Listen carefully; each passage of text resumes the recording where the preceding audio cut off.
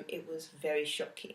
It was the constant people shouting at me, "Black person!" Like, "Hey Ren!" And you're just like, okay. I'll be like, "Huang Ren!" Yellow person. How about that? See, listen, you give it to me, I'll give it back. Do you know what I mean?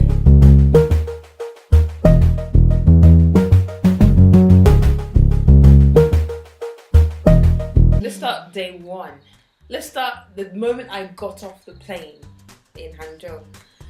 I almost wanted to turn back. The moment I stepped on Chinese soil, I was like, I don't know if this is for me anymore.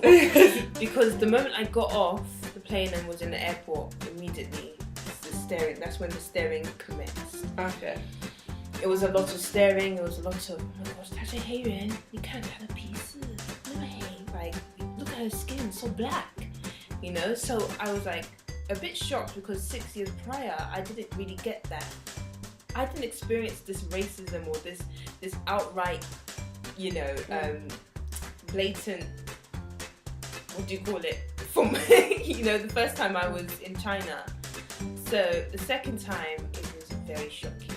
It was the constant people shouting at me, "Black person!" Like, "Hey Ren!" And you're just like, okay. I'll be like, "Huang Ren!" Yellow person. How about that? See, listen, you give it to me, I'll give it back. Do you know what I mean? Okay, so the first time I was in Nicaragua, daily life was interesting. Every time I walked on the street, morena, morena, morena. Okay, fair enough. However, I was never really alone walking on the street in Nicaragua the first time I went. The second time I was alone. 98% of the time I was by myself. I was walking around by myself. And that's when I really got to experience the severity of street harassment. I could not walk from A to B to the supermarket without being harassed. Morena, preciosa, I love you. Morena, linda negra, everything. The severity of... Severity, is that what? Yeah. The severity of the street harassment I've never experienced ever. And it wasn't the whole of Nicaragua. It was only certain cities where I was, okay? The particular city where I was living it was like, I really can't explain it. I couldn't really, it was so overwhelming talking about it, but I had to put myself in that place because the street harassment got so bad, I started to have lots of social anxiety. I was constantly stared at, which is okay. It's, you know, we don't see a lot of black people. So, but the fact of being black and being also like in a, you're as a black woman, you're very sexualized as well. Very sexualized. You know, your body is so like, wow. I was very sexualized in my body, no matter what I wore. Whether I was wearing a maxi dress, whether I was wearing shorts, whether I was wearing baggy trousers, pajamas. Oh my gosh, I went to the supermarket pajamas. I was walking very fast supermarket with my pajamas, and the beeps of the cars, people calling me. It was very overwhelming.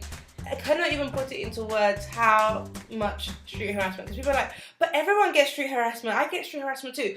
There's something about being a black woman and being harassed, because they're used to seeing white tourists.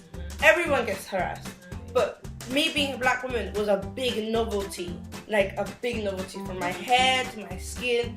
It's like something like, they're so fascinated.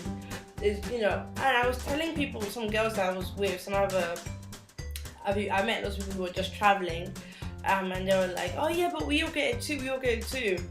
And then I was walking on the street with them, and they were like, whoa, Abby, they really love you here. Yeah, you get so much attention. I'm like, no, it's not.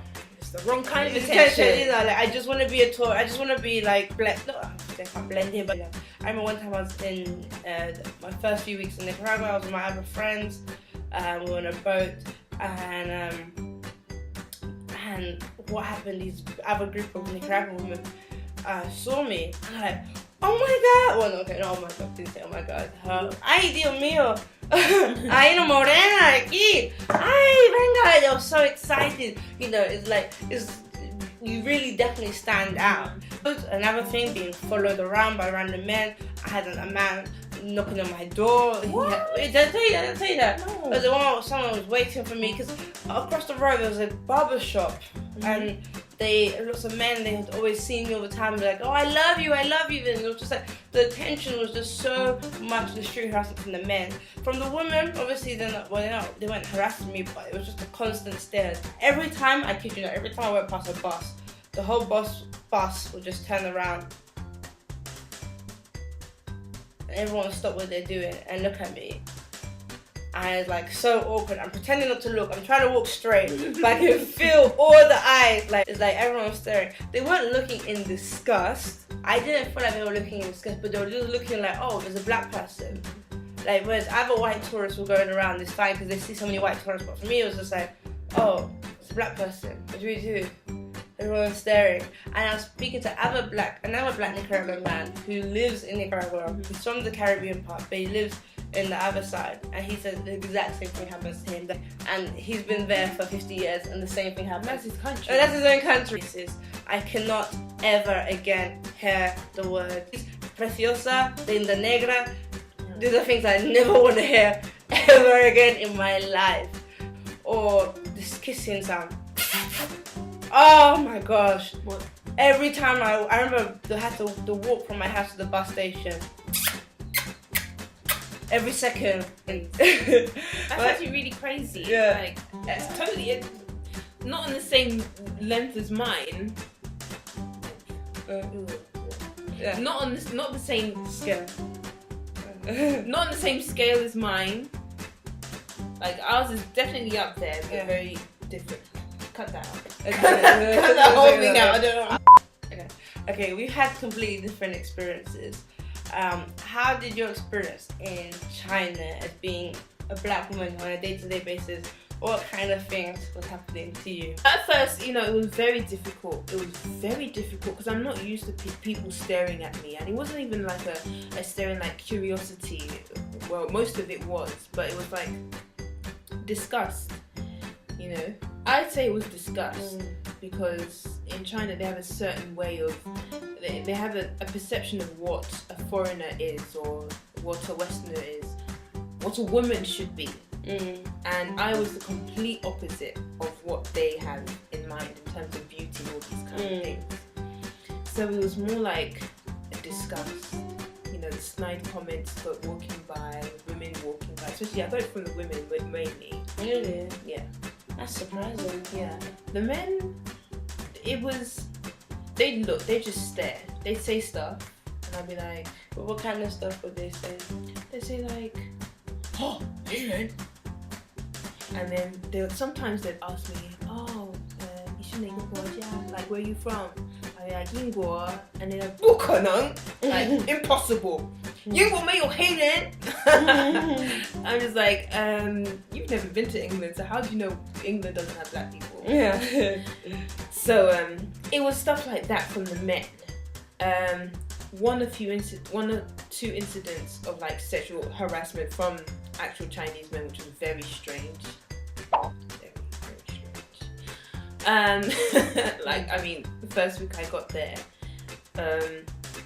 after fighting God knows how many people, the moment I landed, I decided to take a stroll around my city and everything like that I was staying in. I got a bit lost, so I called a taxi, and I got in a taxi, sat in the front with the driver, and with my limited Chinese, we started talking anyways, and so he was talking about like, oh, where are you from, and all these kind of things. And I said, I'm from England, from London, blah blah. He was shocked. He was like, what?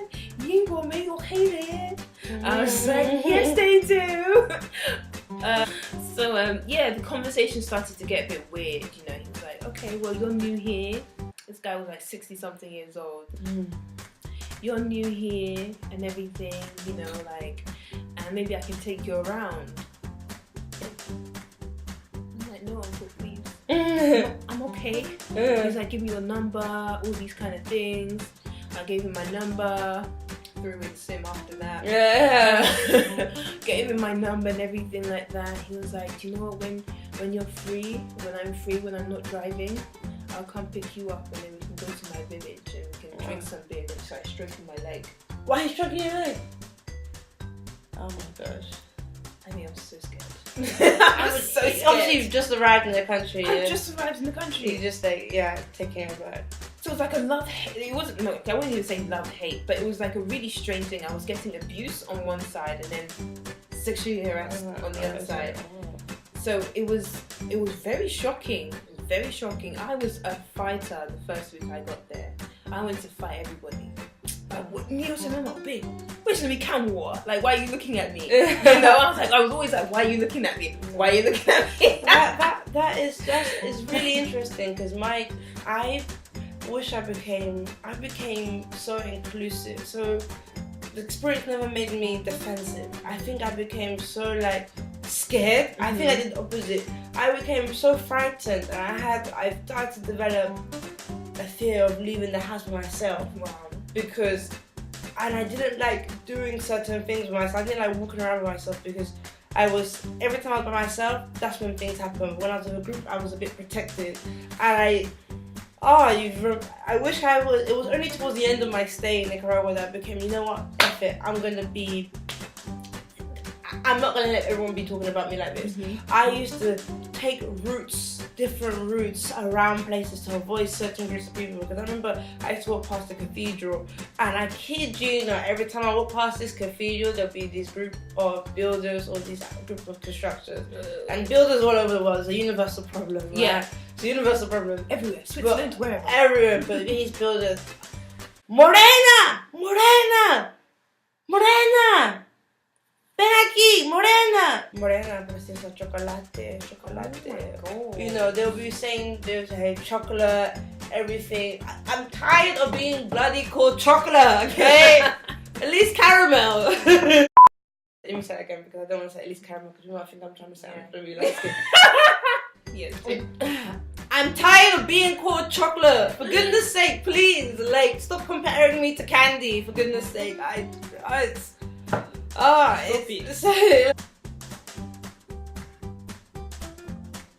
So when it came to just daily things like going to somewhere like Boots, their own equivalent of Boots, I was greeted with people who would try and offer me bleaching creams.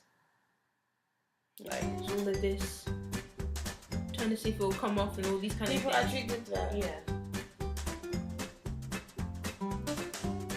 There was a particular girl that kept calling me sassy, and I am not.